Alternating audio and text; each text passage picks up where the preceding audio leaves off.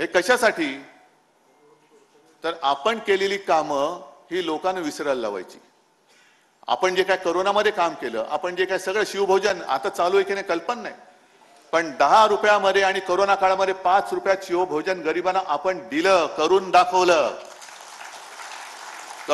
आपण. पण ते विसरायला लावायचं आणि स्वतःच्या न केलेल्या योजना थापा मारायच्या त्याच्यात.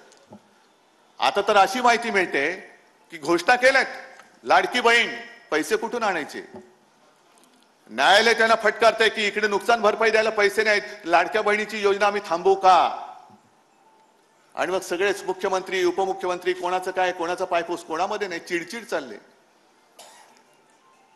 अनेक जे IAS ऑफिसर आहेत ते मला सांगते की साहेब लवकर या, तुम्ही लवकर या. म्हणजे यांची जी काय दडपशाही चाललेली आहे, दमदाटी चाललेली आहे. आणि आपले मिंदे सांगतात की मी चांगलं सांगतोय तोपर्यंत ऐका, नाही तर दुसरं रूप दाखवावं लागेल. अरे तुमचं रूप दुसरं काय आहे हे सुद्धा लोकांमध्ये पोहोचवण्याचं काम परत तुमचं आहे. बरोबर तुम्ही मुद्द्याला हात घातलात. कारण यांचं खरं रूप जे आहे गद्दार. सरकार पाडायला 50 खोके, लाडक्या बहिणीला 1500 रुपये. आणि मोदींनी म्हटलं होतं 15 लाख तुमच्या अकाउंट मध्ये येतील, तर 15 लाखाचे 1500 का झाले? 15 लाख का झाले? पण एकूण राजकारण जे चाललेलं आहे, काल स्वातंत्र्य दिनाच्या निमित्ताने आपले सरन्यायाधीश ज्यांच्यावरती आमचा विश्वास आहे, न्यायदेवतेवरती विश्वास आहे, शिवसेनेबाबतचा निर्णय, राष्ट्रवादीचा बरोबरचा निर्णय त्या 50-60 वर्षात नक्की मिळाल्याशिवाय राहणार नाही, मला खात्री आहे. याच्यात चुकीचं काय बोललो मी? नाही, कारण आपण जर सांगितलं की लवकरची तारीख द्या, ते सांगतात तुम्ही आमच्यावरती आम्हाला आदेश नाही द्यायचा. मग आम्ही हात जोडून उभे आहोत. या जन्मी नाही तर पुढच्या जन्मी आम्हाला नक्की न्यायदेवता पावल्याशिवाय राहणार नाही. पण त्यांनी काल एक पत्रकारांशी बोलताना मी बातमीच आणली मुद्दामून. एवढीच बातमी, खरं अख्खं भाषण मी काय पाहिलेलं नाही, पण त्याच्यात त्यांनी म्हटलेलं आहे की बांगलादेशमुळे स्वातंत्र्याचे महत्व अधोरेखित.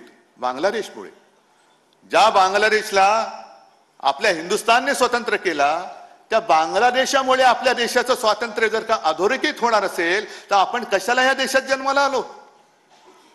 कोणत्या पदावरती आपण बसलो आहोत?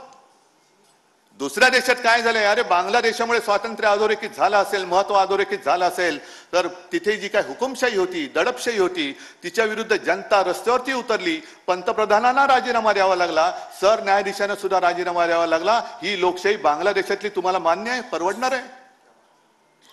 आणि स्वातंत्र्याचं महत्व जर का जाणून घ्यायचं असेल तर भूतकाळात डोकावं लागेल. हे आपले चंद्रचूड जी बोलतात ह्या बातमीनुसार, मी माझ्या मनातलं किंवा मी त्यांचं भाषण प्रत्यक्ष पाहिलं नाही, ऐकलं नाही,